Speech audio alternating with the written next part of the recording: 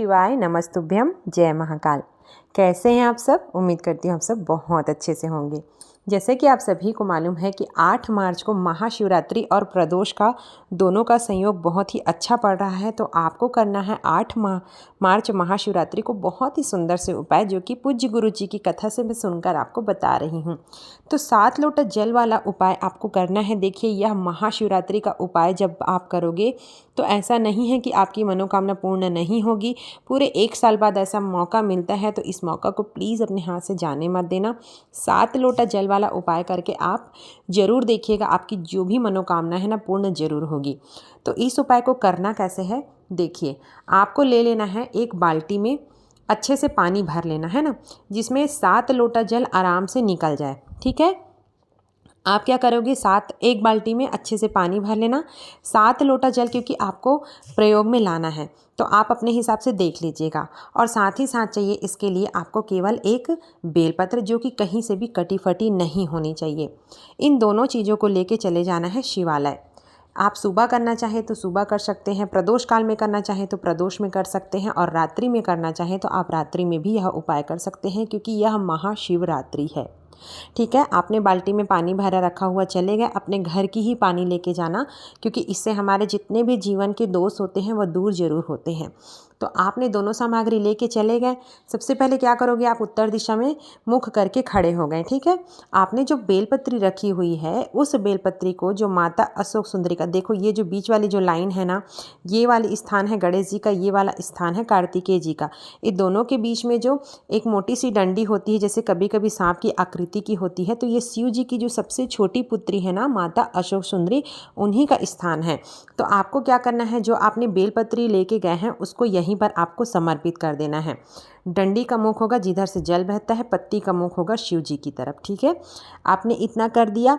आपकी जो भी कामना है, देखो इस उपाय को अपनी जो विशेष मनोकामना है, जिसको आप चाहते हो कि आपको यह कार्य होना ही है, आपका कोई कार्य पूर्ण नहीं हो रहा है, आप बहुत परेशान हो गए हो और चाहते हो कि हमारा यह विशेष मनोकामना है, चाहे वो जिस भी चीज़ को हो, धन को हो, नौकरी को हो, व्यापार व्यवसाय, जिस भी के लिए आपको अपनी मनोकामना है उसके लिए करना है।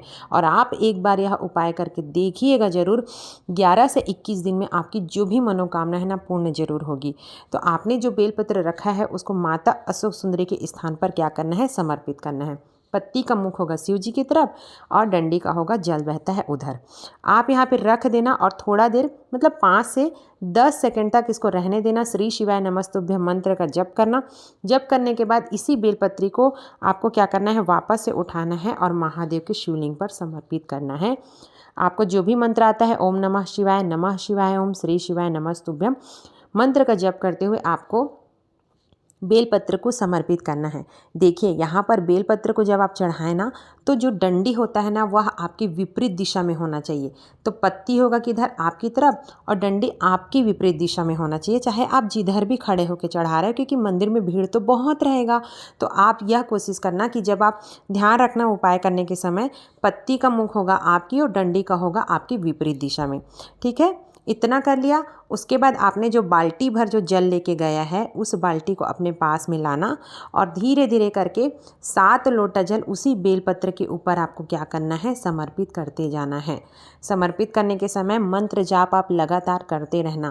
पहले 1 लोटा जल, फिर दूसरा लोटा जल, फिर तीसरा लोटा जल, ऐसे करके आपको 7 बार धीरे धीरे महादेव के शिवलिंग पर अपनी कामना कहते हुए, अपना नाम और गोत्र बोलते हुए 7 लोटा जल, सिर्फ और सिर्फ 7 लोटा ही जल आपको समर्पित करना है, न तो उससे कम और न ही उससे ज़्यादा। इस बात का आप विशेष ध्यान रखें। भले ही बाल्टी में पानी बच जाता है तो उसे बचे रहने दीजिएगा, लेकिन आपको केवल और केवल 7 लोटा जल ही समर्पित करना है महादेव के शिवलिंग पर। इतना कर लिया, अपनी कामना बोल ली। उसके बाद आपको क्या करना है, उसी बेलपत्र को आपको उठा के ले जाना है। ले जाने के बाद आपको क्या करना है, अपने जो घर है, घर में जो आसन होता है जहाँ पर आप पूजन करते हो, उस आसन में उस बेलपत्र को अपनी कामना कहते हुए रख दीजिएगा। उसके बाद क्या करना, 11 या 21 दिनों के बाद उस बेलपत्र को आपको किसी बहते हुए जल में क्या करना है, विसर्जन करना है। क्या करना है, विसर्जन करना है। ठीक है, अगर आपको बहता हुआ जल नदी नहीं मिलता है तो आप किसी भी, जैसे बेलपत्री का वृक्ष हो गया, पीपल का वृक्ष हो गया, बरगद का वृक्ष हो गया, आप उस बरगद के वृक्ष के नीचे उस पत्ती का विसर्जन कर सकते हैं। देखिए, आप महादेव से इस बेलपत्र को मांग के लाना कि हम इस बेलपत्र को लेके जा रहे हैं महादेव, आपको यह मनोकामना हमारा पूर्ण करना ही है, चाहे वह 11 दिन में हो या 21 दिन में हो।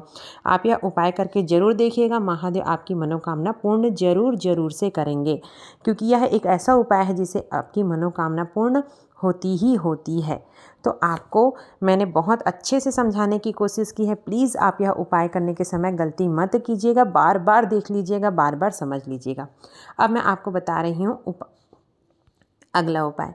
देखिए, यह होगा किसके लिए? बीमारी के लिए।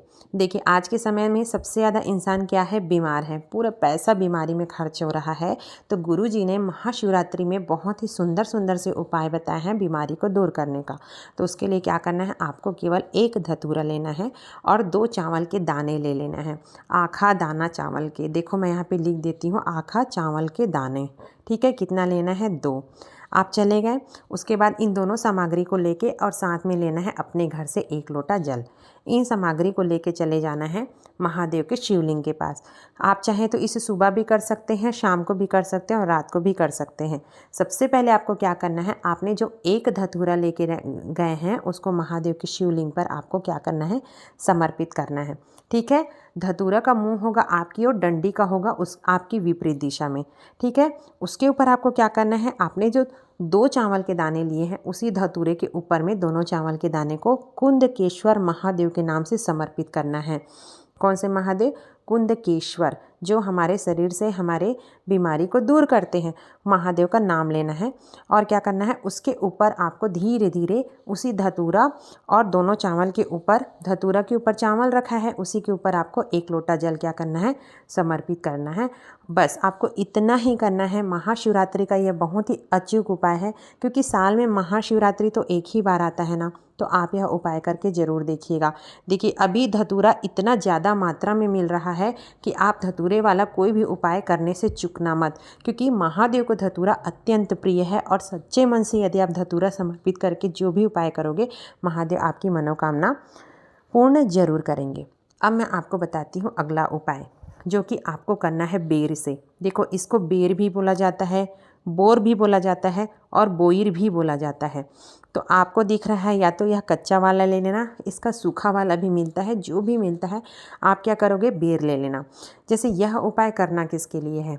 जिसके पेट में 12 महीना दर्द रहता है। ठीक है, उदर से जुड़ी समस्याएं हैं, डॉक्टर को दिखा दिखा के थक गए हो, बहुत ज़्यादा परेशान हो, तो आपको क्या करना है? आप अपने सामर्थ्य के अनुसार 7 या 11 या 21 बेर ले लेना। इस बेर को आपको महादेव के शिवलिंग पर क्या करना है? समर्पित करना है। क्या करके समर्पित करना है? जिस बच्चे का, जिस व्यक्ति का पेट में हमेशा दर्द रहता है, उसका नाम बोल देना या उसके हाथ से ही आप समर्पित करवा देना।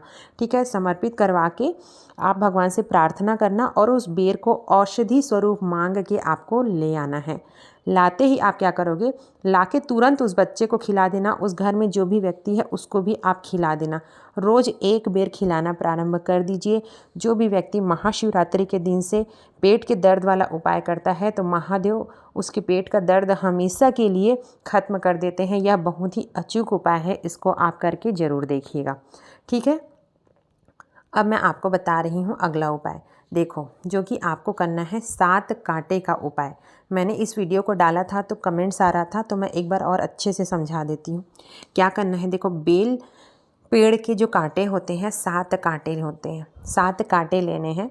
बेल पेड़ में पत्ती भी होती है, फल भी होता है और कांटे भी होता है। देखो, इसमें छोटा छोटा सा ये कांटा दिख रहा है ना, तो ये आपको 7 लेना है। देखिए, बहुत सारे लोग ऐसे हैं कि तोड़ के नहीं रखे हैं, लेकिन अब आप क्या कर सकते हो, क्योंकि लगातार तिथियां पड़ रही है, तो आप चाहें तो तोड़ भी सकते हैं यदि आपको समस्याएं बहुत ज़्यादा हो रही हैं तो। ठीक है, इसको करना किसके लिए है? जैसे आपको लगता है कि आपके जीवन में दुख बहुत ज़्यादा है, कांटे ही कांटे हैं, हर कोई आपको ताना कसता है, परेशान हो गए हो, है ना, आपको अपना दुख दूर करना है, तो आपको ले लेना है ऐसे ही बेल पेड़ से 7 कांटे और साथ में क्या चाहिए? 1 धतूरा। ठीक है, धतूरा अभी बहुत अच्छे से मिल रहा है, तो केवल 1 धतूरा लेना है। ठीक है, उसके बाद आपको क्या करना है? आपको चले जाना है महादेव के शिवलिंग में। आप यह कार्य प्रदोष काल में करें तो बहुत अच्छा है, शाम के समय। सबसे पहले आपको क्या करना है? जाना है और जो आपने एक जो धतूरा रखा है उसको चढ़ाना है। ठीक है, आपने चढ़ा लिया यहाँ पे धतूरा। डंडी का मुख होगा आपके विपरीत की ओर। देखो, जब भी आप धतूरा शिव जी को समर्पित करते हो ना, तो जो धतूरा में डंडी लगी रहती है उसको अपने तरफ कभी भी मत रखना। गुरु जी ने कथा में बार बार बताए हैं, धतूरा का डंडी हमेशा आपकी विपरीत दिशा की ओर होना चाहिए। तो आपने क्या किया, यहाँ पे धतूरा समर्पित कर लिया। उसके ऊपर ही आपको 7 कांटे को एक एक करके समर्पित करना है। पहला कांटा, दूसरा कांटा, तीसरा कांटा। और जब आप कांटा को समर्पित करें तो आप यहाँ पे याद रखना है कि आपको महादेव से विनती कैसे करना है। बोलना है, हे महादेव, जैसे ये कांटा हम आपको समर्पित कर रहे हैं, ये सिर्फ एक कांटा नहीं है, ये हमारे जीवन के कांटे हैं और हमारे जीवन में सुख शांति समृद्धि बिल्कुल भी नहीं है। हमारे जीवन में आप सुख शांति समृद्धि प्रदान करें और हमारे जीवन के कांटों को दूर करें। ऐसा बोल के आपको 7 कांटा उसी धतूरा के ऊपर में आपको समर्पित कर देना है। देखो, अगर कांटा गिरता भी है तो कोई दिक्कत नहीं है, लेकिन आप अपने मन के भाव को वहाँ पे प्रकट जरूर करना। बहुत ही सुंदर सा और बहुत ही प्यारा सा उपाय है, जो कि केवल साल में 3 बार ही महादेव को बेलपत्र के कांटे समर्पित किए जाते हैं, सावन में, बैसाख में और महाशिवरात्रि को। तो आप ये 7 कांटे वाला उपाय करके ज़रूर देखिएगा, आपके जीवन से सभी कांटे दूर अवश्य होंगे। मैंने अपनी ओर से बहुत ही अच्छे से समझाने की कोशिश की है। उम्मीद करती हूँ वीडियो पसंद आया होगा। प्लीज़ मेरे वीडियो को ज़्यादा से ज़्यादा लोगों तक शेयर करें, ताकि सभी यह उपाय का लाभ ले सके और सबके जीवन से प्रॉब्लम्स दूर हो जाए। यदि आप अचानक से मेरे चैनल पर आए हो तो चैनल को सब्सक्राइब जरूर करें। श्री शिवाय नमस्तुभ्यम। जय महाकाल।